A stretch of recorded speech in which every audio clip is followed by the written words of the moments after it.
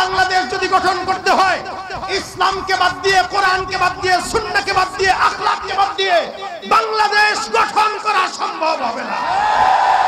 আগামীর দেশ হবে ইসলামের দেশ, আগামীর দেশ হবে শরীয়তের দেশ, আগামীর দেশ হবে খেলাফতের দেশ। এর বাইরে যদি কেউ স্বপ্ন দেখে সেই স্বপ্ন এই বৈষম্য বিরোধী ছাত্ররা পূরণ করতে দিবে না, দিবে না, দিবে না। কথা বলেন ঠিক কিনা? কেউ দিল না সবাই নিল, আমরা যে কলুর বলদ, সারা বছর নেয় না খবর, নির্বাচনে খুব দরদ। কেউ যদি দরদ দেখাইতে আসে দরদ নেওয়া যাবে না, কারণ এই দরদ শুধুমাত্র ভোটের জন্য দরদ হয়। ইসলামের জন্য, দেশের জন্য দরদ থাকলে অবশ্যই এদেশে ইসলাম কায়েম করা আমাদের দাবি, ঠিক কিনা জোরে বল। কেউ দিল না সবাই নিল, আমরা যে কলুর বলদ, সারা বছর নেয় না খবর, নির্বাচনে খুব দরদ। দেশে আসেনি না সব নিয়ে গেছে? আছে কারা? আমরা। আছে কারা? আমরা রাজাকাররা আছি মনে করে। মুক্তিযোদ্ধারা ভাবছে, কথা কয় না মুক্তিযোদ্ধারা, তার মানে এই মুক্তিযুদ্ধ আসল না। জোরে বলেন কি? জোরে বলেন কি? মুক্তিযোদ্ধা নামে বুক ফুলিয়ে খুনি ঘুরে, খাঁটি সব যোদ্ধা সকল না খেয়ে যে কাতরে মরে। মুক্তিযোদ্ধা নামে বুক ফুলিয়ে খুনি ঘুরে, খাঁটি সব যোদ্ধা সকল না খেয়ে যে কাতরে মরে। এত নয় স্বাধীনতা, আসলে সব টালবাহানা। এত নয় স্বাধীনতা, আসলে সব টালবাহানা। ও আমার মাতৃভূমি, ও আমার মাতৃভূমি, নয়তো তুমি জুলুমবাজের আড্ডাখানা। তোমাতে মাথা রেখে খুঁজি সুখের ঠিকানা। স্বৈরাচারীকে বাংলার জনগণ বিদায় করেছে। নতুন করে যদি কেউ আবার স্বৈরাচারী করতে চায়, স্বৈরাচারী এই দেশকে আবার বানাতে চায়, ইনশাআল্লাহ যেভাবে এক স্বৈরাচারীকে বিদায় দেওয়া হয়েছে, নতুন প্রজন্মে যদি কেউ স্বৈরাচারিতা দেখাতে চায় তাদেরকেও বিদায় দেওয়ার ক্ষমতাই জনগণের আছে। আমরা দেখতে পাচ্ছি অনেক জায়গায়, অনেক স্থানে অলরেডি স্বৈরাচারিতা শুরু হয়ে গিয়েছে ক্ষমতা না পেয়েও। এজন্য এক কাজ, এক কথা আমরা বলতে চাই, আগামীর বাংলাদেশ যদি গঠন করতে হয় ইসলামকে বাদ দিয়ে, কোরআনকে বাদ দিয়ে, সুন্নাহকে বাদ দিয়ে, আখলাককে বাদ দিয়ে বাংলাদেশ গঠন করা সম্ভব হবে না। আগামীর দেশ হবে ইসলামের দেশ, আগামীর দেশ হবে শরীয়তের দেশ, আগামীর দেশ হবে খেলাফতের দেশ। এর বাইরে যদি কেউ স্বপ্ন দেখে সেই স্বপ্ন এই বৈষম্য বিরোধী ছাত্ররা পূরণ করতে দিবে না, দিবে না, দিবে না। কথা বলেন ঠিক কিনা? কেউ দিল না সবাই নিল, আমরা যে কলুর বলদ, সারা বছর নেয় না খবর, নির্বাচনে খুব দরদ। কেউ যদি দরদ দেখাইতে আসে দরদ নেওয়া যাবে না, কারণ এই দরদ শুধুমাত্র ভোটের জন্য দরদ হয়। ইসলামের জন্য, দেশের জন্য দরদ থাকলে অবশ্যই এদেশে ইসলাম কায়েম করা আমাদের দাবি, ঠিক কিনা জোরে বল। কেউ দিল না সবাই নিল, আমরা যে কলুর বলদ, সারা বছর নেয় না খবর, নির্বাচনে খুব দরদ। দেশে আসেনি না সব নিয়ে গেছে? আছে কারা? আমরা। আছে কারা? আমরা রাজাকাররা আছি মনে করে। মুক্তিযোদ্ধারা ভাবছে, কথা কয় না মুক্তিযোদ্ধারা, তার মানে এই মুক্তিযুদ্ধ আসল না। জোরে বলেন কি? জোরে বলেন কি? মুক্তিযোদ্ধা নামে বুক ফুলিয়ে খুনি ঘুরে, খাঁটি সব যোদ্ধা সকল না খেয়ে যে কাতরে মরে। মুক্তিযোদ্ধা নামে বুক ফুলিয়ে খুনি ঘুরে, খাঁটি সব যোদ্ধা সকল না খেয়ে যে কাতরে মরে। এত নয় স্বাধীনতা, আসলে সব টালবাহানা। এত নয় স্বাধীনতা, আসলে সব টালবাহানা। ও আমার মাতৃভূমি, ও আমার মাতৃভূমি, নয়তো তুমি জুলুমবাজের আড্ডাখানা। তোমাতে মাথা রেখে খুঁজি সুখের ঠিকানা, ঠিক কিনা বলে বলেন। এদেশে যারা মুক্তিযোদ্ধা নামে ছিল এর অধিকাংশই সব রাজাকার, আর আসল মুক্তিযোদ্ধা এখন যারা এখানে বসায় না, চেনা গেছে তো। এরা আজীবন বলেছে পলাবো না, আজীবন বলেছে আমরা বলাইছি নাকি আপনি বলাইছেন? কে বলাইছে? যে বলছে সে, যে বলছে পলায়া কি টের পাইছে? দানার সাথে নাই ভাই। এজন্য জুলুম কোনোদিন স্থায়িত্ব হয় না। যারাই জুলুম করে, ফেরাউনের লাশ আল্লাহ পাক আয়াত নাজিল করে টিকিয়ে রেখেছেন, ফালইয়াউমা নুনাজ্জিকা বিবাদানিকা লিতাকুনা লিমান খালফাকা আয়া। আজীবন যারা থাকবে। ফেরাউন যে কি বাটপার ছিল, ফেরাউন যখন মারা যায় মানুষ বিশ্বাস করতে পারতেছিল না, কিরে আসলেই কি মারা গেছে কিনা, কেমনে সম্ভব? ফেরাউন এভাবে মরছে, আল্লাহ কারে মরছে এটা বিশ্বাস হয় না। আমি লাশটাকে রেখে দেব, তোরা কেন কিয়ামত পর্যন্ত সবাই যেন দেখে যে এটা কেমন ছিল। তা আমাদেরও মাঝে মাঝে বিশ্বাস করতে কষ্ট হয় না? হ্যাঁ, প্রথম সপ্তাহ তো এরকমই ছিল। রাস্তায় ঘুরলে কি কেমনে সম্ভব? এদেশে নাই,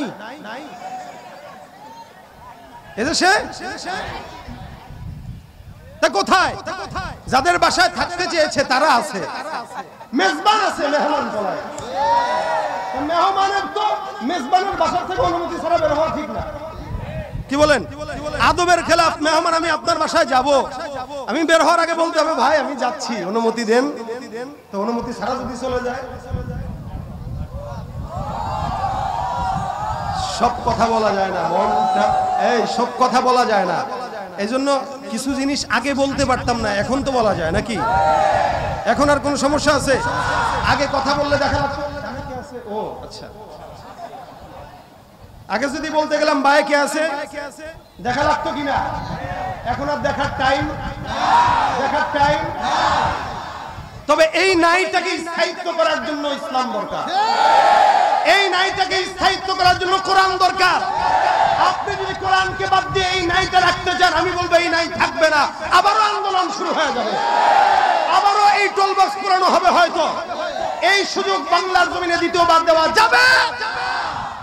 এই জন্য যারা এখনো নতুন বাংলাদেশ গড়ার স্বপ্ন দেখেন, আওয়াজ তুলতে হবে, কোরআনের বাংলাদেশ গড়তে চায়, ইসলামের বাংলাদেশ গড়তে চায়। আল্লাহ পাক আমাদের এই দেশকে কবুল করে বলেন আমিন। তো ভাই কথা আমি আগেই বলেছি, যেহেতু রেজাল্ট আমি জানি এখানে আমি আর পেশা বুঝি, যেহেতু আমার বন্ধুবর রেজাল্ট আবরার সাহেব আপনাদেরকে গুরুত্বপূর্ণ বয়ান শুনিয়ে গেছেন, উনার পরে বয়ান আর হয় না। এই কারণে আমি আপনাদের সামনে গুরুত্বপূর্ণ কোনো কথা না, ভাঙাচোরা কথা বলবো। যেদিকেই কথা যায় যাক, যে কথার থেকে আমি উপকৃত হতে পারি ওই কথাগুলো আমরা নেবো ইনশাআল্লাহ। এটা রবিউল আউয়াল মাস শুরু হয়েছে, এদেশে অনেক মানুষ সবাই মহব্বত করে রসুলকে। কোটি কোটি মানুষের ভিতরে যারাই মুসলমান সবাই রসুলকে মহব্বত করে, কিন্তু মহব্বতের ভিতরে কিছু ভুল থাকার কারণে মহব্বতটা ভালো জায়গায় হয় না, মহব্বতটা ইবাদত হয় না, গুনাহের কারণ হয়ে যায়। মহব্বত করার জন্য মহব্বতের শান দরকার আছে জানা, মহব্বতের সিস্টেম জানা দরকার আছে। বউরে মহব্বত করে যদি কেউ মা ডাকে থাকবে, ঠিক রাসূল কি মহব্বত করে যদি কেউ আল্লাহ বলে ফেলে, ইসলাম আছে আর দ্বীন আছে আর ঈমান থাকবে? সুতরাং এই মহব্বতের লেভেলটা জানা উচিত। এই সারা দুনিয়াতে আল্লাহ পাকের পরের স্থান যার, তিনি হচ্ছেন মুহাম্মদুর রাসূলুল্লাহ সাল্লাল্লাহু আলাইহি ওয়াসাল্লাম।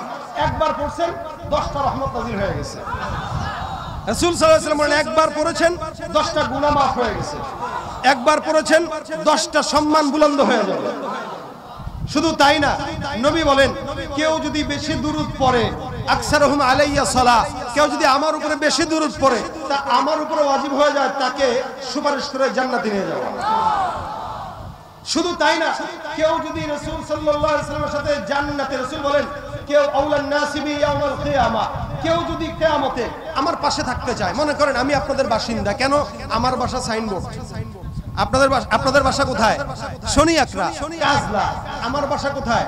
সাইনবোর্ড, তার মানে আপনারা আমার প্রতিবেশী। অনেকে বলে আরে অমুকের বাসা তো আমার পাশে, বলে কোথায়? আমি থাকি সানারপাড়, হুজুরে থাকে সাইনবোর্ড, আমি থাকি রায়েরবাগ, উনি থাকে সাইনবোর্ড। আর কেউ যদি আমার বাসার পাশের বাসায় থাকে, আরে আমার পাশের বাসায় তুমি থাকে, ও তাই? আচ্ছা, কেউ যদি আমার উপরে থাকে, আরে আমার পাশেই তো আবরার সাহেবের ফ্ল্যাট আমার উপরে, আমি থাকি 3 তলায়, ওনার ফ্ল্যাট হলো 7 তলা, তাহলে কাছে না? কথা কয় না, কাছে না। আর কেউ যদি আমার পাশের ফ্ল্যাটে থাকে, আমার এই ফ্ল্যাট তার এই ফ্ল্যাট, কেউ যদি আমার পাশের ফ্ল্যাটে থাকে, সে বলবে আরে তার ঘর আমার ঘর তো একসঙ্গে। নবী বলেন কেউ আমার পাশে আছে, কে? রাসূল বলেন আমার পাশে যেই ঘরটা, ওই ঘরে সে থাকবে। আউলান নাসি বিয়াউমাল কিয়ামা আকসারুহুম আলাইয়া সালাহ। যে দুনিয়াতে বেশি পরিমাণে আমার উপর দুরূদ পড়বে, আমার পাশের ঘরে জান্নাতে সে থাকবে। তার গর্বটা কি কম না বেশি? একদম মিলাদুন নবী করতে করতে জান ফানা ফানা করে ফেলায়। দুরূদ শরীফ জিজ্ঞাসা করেন, একটা দুরূদ পড়তে পারে না। দুরূদ ইব্রাহিম পড়তে পারে না। রাসূল সাল্লাল্লাহু আলাইহি ওয়াসাল্লাম অসংখ্য দুরূদের ছোট্ট একটা দুরূদ পড়তে পারে না। পারে কি? ইয়া নবী সালাম আলাইকা। সুন্দর, এটা পড়তে আমাদেরও ভালো লাগে। রাসূলের উপরে সালাম পৌঁছান, ঠিক আছে, কিন্তু আকীদাটা কি নিচ্ছে? এজন্য ইবাদতকে মহব্বতের ক্ষেত্রে মহব্বতের মাপকাঠি জানা উচিত। আমি ওদিকে যাচ্ছি না, যেহেতু আপনারা সব কথা বলে গেছেন। ইবাদতের মাপকাঠি জানা, মহব্বতের মাপকাঠি জানা উচিত, কতটুকু করলে মহব্বতটা লেভেল পজিশনে থাকে। রাসূল সাল্লাল্লাহু আলাইহি ওয়াসাল্লামকে মহব্বত করতে যায় মানুষের কাতার থেকে ফেরেশতা বানায় দেয়, নূর বানায় দেয়। অথচ আল্লাহ পাক রব্বুল আলামিন ফেরেশতাদেরকে নূরের বানাইছেন, জিন্নাতদেরকে আগুনের বানাইছেন। কি দিয়া? আগুন। মানুষকে বানাইছেন কি দিয়া? মাটি। তাহলে আগুন, নূর আর মাটি। তাহলে আল্লাহ পাক রব্বুল আলামিনের হাবিবের উপর আল্লাহ বলেন লাকাদ জাআকুম রাসূলুম মিন আনফুসিকুম।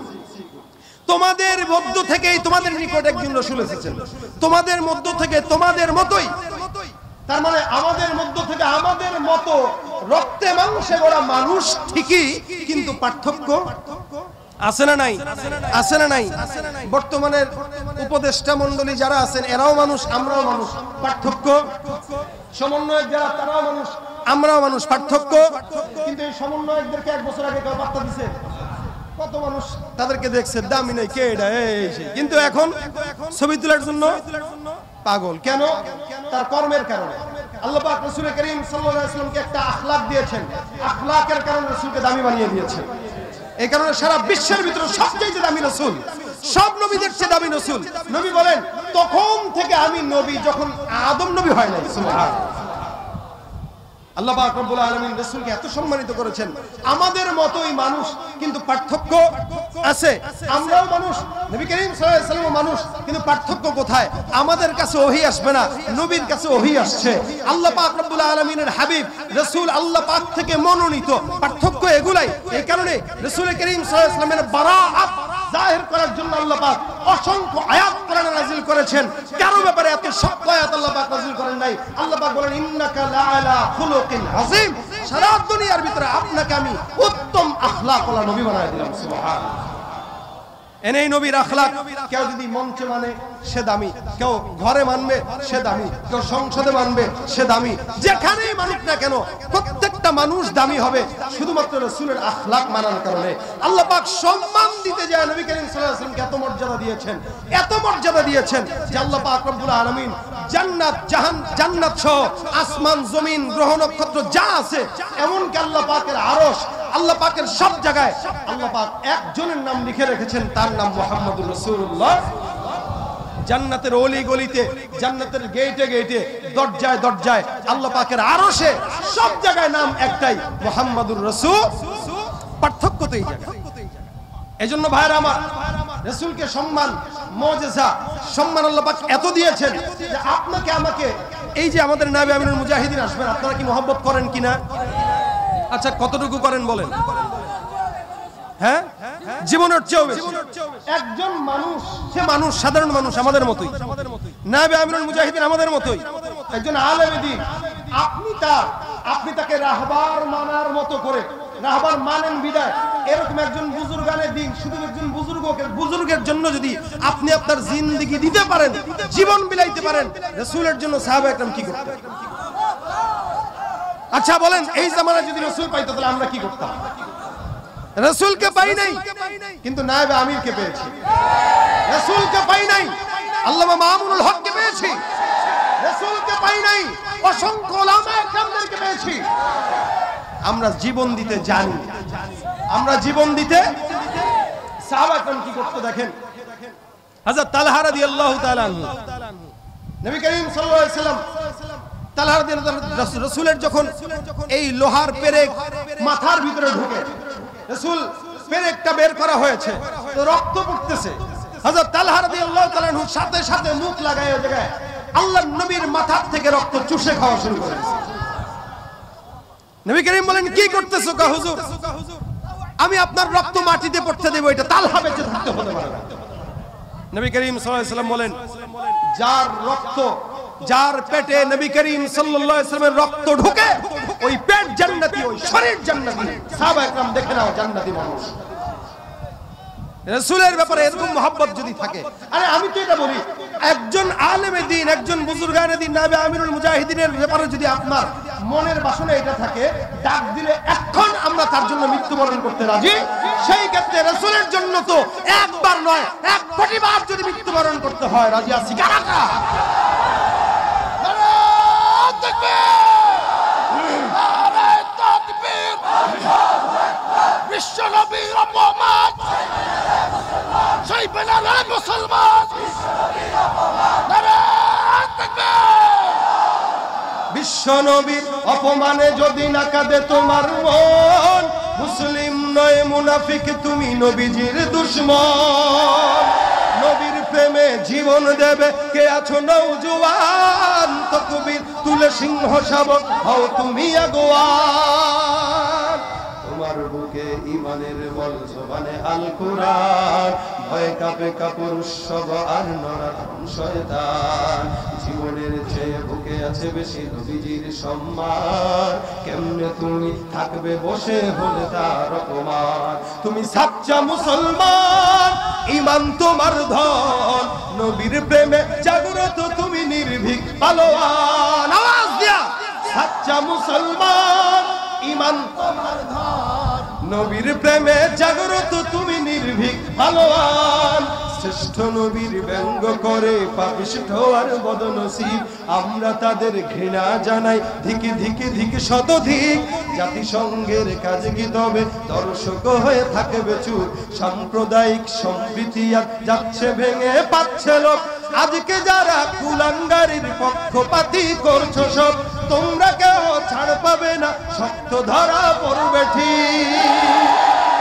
কট হবে ধিকৃত হবে বিশ্ব জুড়ে, নিন্দা কুড়াবে জাগলে মুসলমান, জাগলে মুসলমান, সাচ্চা মুসলমান, ঈমান তোমার ধন, নবীর প্রেমে জাগ্রত তুমি নির্ভীক পালোয়ান। তুমি সাচ্চা মুসলমান, ঈমান তোমার ধন, নবীর প্রেমে জাগ্রত তুমি নির্ভীক পালোয়ান। নিষ্ঠ উদার দয়ার আধার রহমাতুল লিল আলামিন, তার অপমান করেছে যারা দুষ্ট ইতর অশালীন। তার পরশের ছোঁয়া পেল ইউরোপ থেকে সুদূর চীন, তার শানে কেউ বললে কথা মানবে না তা এই জমিন। কেউ কখনো কোথাও যদি সাহস দেখায় ফের এমন, মুসলিম জাতি সংঘ গড়ে জবাব দিবে বীর মুমিন। ঘেরাও করো ওদের গদি, ভুলের ক্ষমা না চায় যদি, জোরে হাকো আজান, জোরে হাকো আজান। সাচ্চা মুসলমান, ঈমান তোমার ধন, নবীর প্রেমে জাগ্রত তুমি নির্ভীক পালোয়ান। তুমি সাচ্চা মুসলমান, ঈমান তোমার ধন, নবীর প্রেমে জাগ্রত তুমি নির্ভীক পালোয়ান। ঠিক কিনা? রাসূলের জন্য জীবন দিতে তৈয়ার ইনশাআল্লাহ। শুধুমাত্র মুখে মুখে আমাদের মহব্বত না, মুখে মুখে মহব্বত কোত্থেকে? এই জন্য রাসূল করিম সাল্লাল্লাহু আলাইহি ওয়াসাল্লাম বলেন, লা ইউমিনু আহাদুকুম হাত্তা ইয়াকুনা হাওয়াহু তাবাআন লিমা জিতু বি। যেই সমস্ত আমি নিয়ে এসেছি যেগুলা, যতক্ষণ এগুলা না মানবা ততক্ষণ মুমিন বলা যাবে না। দাড়ি রাখলাম, স্বার্থ আসলো দাড়ি কেটে দিলাম, ধরা খায় গেলাম, দাড়ি সেচে গেলাম, এতদিন ছিলাম দরবেশ। এটা মহব্বত না ভণ্ডামি? আমাদের কোন আলেমে দিনটা ধরা খাওয়ার পরে দাড়ি কাটছে, দরবেশ সাজছে, দাড়ি ঠিক মতো রাখতে পারে না। এই জন্য মহব্বত মুখে মুখে না, মহব্বত কোথায়? যতদিন হায়াত আছে, একটা দাড়ির জন্য যদি জীবন দেওয়া লাগে তবু দেব ইনশাআল্লাহ। একটা দাড়ির জন্য রাসূলের এক সাহাবী দাড়ি ছিল একটাই, তো হাঁটতেছে, রাসূল দেখে হাসি দিয়েছেন। সাহাবী মনে মনে কষ্ট, আরে আমার এই ছাগলের একটা মাত্র দাড়ির মতো, মানে এই দাড়ি দেখে মনে হয় নবী করিম একটু হাসছে। এই পরের দিন যা সুন্দর করে দাড়ি ছেড়ে দিয়েছে। আরেকদিন দেখা হয়েছে, রাসূল এবার তার দিক থেকে চেহারা ফিরায় নিছেন। হুজুর আপনি আমার দিক থেকে চেহারা ফেরত নিলেন? রাসূল বলেন দাড়ি কোথায়? লা হাওলা ওয়ালা কুওয়াতা। হুজুর প্রথম দিন আপনি আমার দিকে তাকায় হাসছেন, আমি মনে করছি তো আমার একটা দাড়ি দেখে হাসছেন, আমি এটাকে কেটে ফেলছি। রাসূল বলে আহা, আমি তো বেটা তোর দিকে তাকায় হাসি নাই, তোর একটা দাড়িতে হাজার হাজার ফেরেশতা ঝুলতে দেখে আমি হাসছি। আমার দাড়ি কম। মাঝে মাঝে আমি চিন্তা করি যে এখানে একটু কাটবো কিনা, পরে কই না, আমার এই যতটুকু আছে এতটুকুই আল্লাহ পাক হয়তো সন্তুষ্টি, ফেরেশতারা ঝুলতেছে, আমার সুবিধা আছে। ওযু করতে গেলে এরকম করা লাগে না। আপনাদের যাদের বেশি দাড়ি, মুখই ধোয়া লাগে মোটামুটি 20-5 মিনিট, আমি খালি আপনি দিয়ে মারি একটা শেষ। তো এটা আমার দুঃখ নাই, কারণ একজন সাহাবীর একটা দাড়িতেও হাজার ফেরেশতা যদি ঝুলতে পারে, তো আমার তো একটা না, আমার 17টার উপরেই আছে। তার মানে দাড়ি একটা হইলেও ফেরেশতা থাকে কি থাকে না? রাসূলের একটা দাড়ি, অনেকে বলে দাড়ি রাখা কি সুন্নাত, অনেকে কি বলে দাড়ি রাখা সুন্নাত না। দাড়ি রাখা কি? এই সুন্নাতের ফতোয়া বাদ দেন, দাড়ি রাখা ওয়াজিব। এটা না রাখলে গুনাহ হবে, এটা না রাখলে শুধু গুনাহ না, দায়মি গুনাহ হয়, দায়মি গুনাহ হয়। দাড়ি রাখা না রাখার দ্বারা দায়মি গুনাহ, নামাজ পড়তেছেন গুনাহ, দাড়ি না রাখার দ্বারা জিকির করতেছেন গুনাহ। কেন? এটা ওয়াজিব তরক করার কারণে প্রতিনিয়ত গুনাহ হচ্ছে, রাসূলের কলিজায় তীর মারতেছে। এজন্য মুখে মুখে যারা দাবি করে এদের দাড়ি থাকে না, কিন্তু দাবি করে আশিকে রাসূল। আমি বলবো, যে ব্যক্তি দাড়ি কেটে আশিকে রাসূল দাবি করে, যে ব্যক্তি টুপি মাথায় না দিয়ে আশিকে রাসূল দাবি করে, যে ব্যক্তি নামাজ না পড়ে আশিকে রাসূল দাবি করে, নামাজের আগের পরের সুন্নাত না পড়ে আশিকে রাসূল দাবি করে, আশিকে রাসূল না, ও হলো শয়তানের রাসূল, হলো আশিকে শয়তান, আশিকে শয়তান। কেন? ও শয়তানের আশিক হওয়ার কারণে ও রাসূলের আখলাককে নিতে পারে নাই, কিন্তু শয়তানের আখলাকটা ঠিকই ঢুকে গেছে। এজন্য মহব্বত রাখতে হয়, রাসূলের সঙ্গে মহব্বত রাখবো সাহাবা আজমাইনদের মতো। আরেক সাহাবীর মহব্বত দেখেন কেমন। রাসূল একটা মজলিসে বসে, এই যে আমরা যেরকম মজলিসে বসে এরকম একটা মজলিসে বসার পরে নবী করিম সাল্লাল্লাহু আলাইহি ওয়াসাল্লাম বলতেছেন, এই সাহাবা আজমাইন শুনো, আমার কাছে তোমাদের যদি কোনো পাওনা থাকে আমাকে বলো, আজকে পাওনার দিন, কারো থাকলে বলতে পারো। এক সাহাবী দাঁড়িয়ে বলছে, ইয়া রাসূলুল্লাহ আমার কিছু কথা আছে। বলো। আপনি আমাকে একদিন পিঠে একটা আঘাত দিয়েছিলেন, আমি সেটা দিতে চাই। ওকে আসো। হুজুর ঠিক আছে। রাসূল সাল্লাল্লাহু আলাইহি ওয়াসাল্লাম তার হাতে লাঠি দিয়েছেন। সাহাবা একরাম তাকায় আছে, চেহারা চোখ বড় করে, কত বড় বেয়াদব হইলে নবী করিম তাকে একটা আঘাত দিয়েছে, সে আঘাত দিবে, কিন্তু কিছু বলতে পারতেছে না। একটা দিকে ফিস করে কয়, এটা কি পাগল হইছে, এটা কি শুরু করছে, রাসূলকে মার দিবে। রাসূল বলে, এই ফিসফিসানি বন্ধ, আজকে প্রতিশোধ নেওয়ার দিন, আমি অনুমতি দিছি, তাকে আসতে দাও। সে সামনে আসছে লাঠি নিয়ে। নবী করিম সাল্লাল্লাহু আলাইহি ওয়াসাল্লামকে বলে, হুজুর লাঠি নিয়ে আসছে, আঘাত দেব। একে দাও। এমনি তো না। বলে কেমনে? আমাকে যেদিন পিঠে বাড়ি মারছিলেন আমার গায়ে কোনো কাপড় ছিল না, তা আপনার যে পিঠে চাদর আছে, চাদর তো সরাইতে হবে রাসূল, নাহলে তো ইনসাফ হবে না। সুবহানাল্লাহ। আচ্ছা বলেন, উদাহরণত আমাদের পীর সাহেব যদি কাউকে বলে যে ভাই প্রতিদান দাও, আর আপনি যদি মুড়ি দুইটা কোন, হুজুর আপনার গায়ে জামাটা খুলতে হবে, বাড়ি একটা দেব, কম তো দেখি এই পাগলা তুই খেলা লাঠি দিয়ে সরাই দেন। কথা ঠিক কিনা বলেন? কথা ঠিক কিনা বলেন?